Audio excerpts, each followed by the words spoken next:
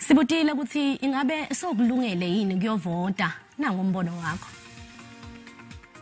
Mina msasazi ngizoya ukuvota ngoba ukuvota kuyilungelo lami elibhalwe kumthetho sisekelo nanokuthi futhi iyona indlela ekumele sizolise ngazo izikhalo zethu kuhulumeni osuka siphethe ukuthi sivote ukuze uhulumeni asenzele konke esikhala ngakho. Mina sengicede nokukhetha iqembu lentawuvotela lona into lesengime ngayo just sengilinzelanga nesikhathi ukuthi kufike ngihambe ngofaka sami isithupha lapha. Mina unondibona kwalapho mabaya bayayo ndivotele 350 anifuni 350 ngifuna umsebenzi mose mina osesigqini hayibo ndisowuvotela la unondibona kwalapho.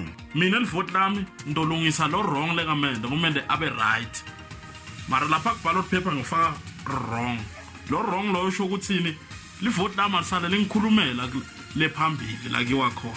Mina sami isinqumo sengisithethe sekuyovotela licembu lengilikhethile.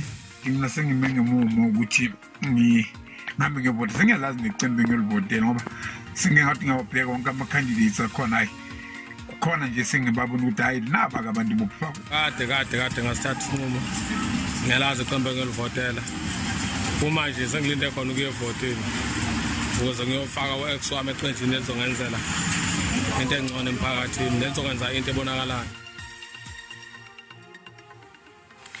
Lena imibono yebabukeli iSABC ngeke ithweswe ukuthi iphendulela ngayo.